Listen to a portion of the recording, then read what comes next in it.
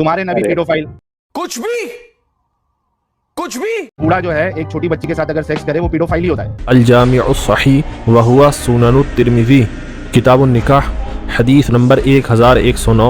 वक़द क़ालत आयशा, हज़रत आयशा फरमाती हैं, इज़ा बलगतिल जारियतु तिस्अ सिनीना फ़हिय इम्रअ, कि जब लड़की 9 साल की हो जाए तो वो औरत है। यहाँ हज़रत आयशा खुद फतवा दे रही हैं कि जब कोई भी लड़की 9 साल की हो जाए तो वो औरत है। अब हज़रत आयशा तो अपने आप को औरत बता रही हैं और ये साहिल नाम का जाहिल हज़रत आयशा को बच्ची बता रहा है। हज़रत आयशा अपने आप को ज़्यादा जानती थी या जाहिल ज़्यादा जानता है? पेडोफाइल की डेफिनेशन क्या है? ये बड़ी अच्छी बात कही आप। सेक्सुअल परवर्जन यानी जहनी डिसऑर्डर इन विच, जिसमें children are the preferred sexual object. ऐसे शख्स के लिए बच्चे जो होते हैं वो बच्चों को तरजीह देता है सेक्सुअल ऑब्जेक्ट होने के एतबार से, यानी वो बड़ों को पसंद नहीं करता, बच्चों को पसंद करता है। Specifically a psychiatric disorder in which an adult has sexual fantasies about और इंगेजेस इन सेक्सुअल एक्ट्स।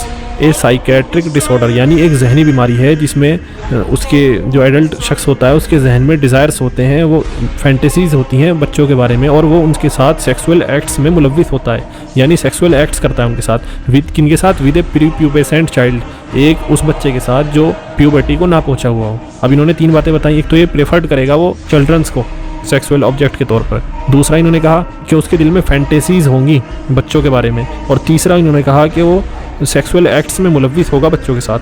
अब अल्हम्दुलिल्लाह हमें आप सल्लल्लाहु अलैहि वसल्लम में ये भी देखने को नहीं मिलता कि आप सल्लल्लाहु अलैहि वसल्लम जो हैं बच्चों को तरजीह दें। ये अल्हम्दुलिल्लाह आप सल्लल्लाहु अलैहि वसल्लम की सीरत से कहीं भी साबित नहीं है कि आप सल्लल्लाहु अलैहि वसल्लम ने माज़अल्लाह बच्चों को तरजीह दी हो इस काम के लिए।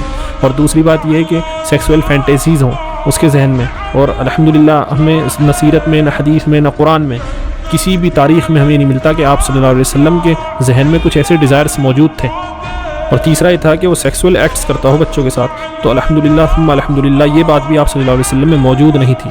अब इन्होंने 3 निशानियां बताई पेडोफाइल की, और अल्हम्दुलिल्लाह आप सल्लल्लाहु अलैहि वसल्लम में इन 3 में से एक वस्फ भी मौजूद नहीं था इस चीज़ का। तो हम रसूलुल्लाह सल्लल्लाहु अलैहि वसल्लम को कैसे पेडोफाइल कह सकते हैं? पेडोफाइल की डेफिनेशन तो ये है, ये कोई इस्लामी डेफिनेशन नहीं है, आपकी डेफिनेशन है। अगर हम इस डेफिनेशन को मान भी दें तो भी रसूलुल्लाह सल्लल्लाहु अलैहि वसल्लम को हम किसी भी तरीके से पेडोफाइल नहीं कह सकते। अगर आपकी डेफिनेशन को भी ले लिया जाए तो रसूलुल्लाह सल्लल्लाहु अलैहि वसल्लम कैसे पेडोफाइल हो सकते हैं? पेडोफाइल तो वो होगा ना जिसके अंदर ये वस्फ मौजूद होंगे, ये सिफात मौजूद होंगी और ये 3 बातें मौजूद होंगी। और अल्हम्दुलिल्लाह ये 3 तो क्या, इनमें से एक बात भी रसूलुल्लाह सल्लल्लाहु अलैहि वसल्लम के अंदर मौजूद नहीं थी। बाप को भेज, तेरे बस की बात नहीं।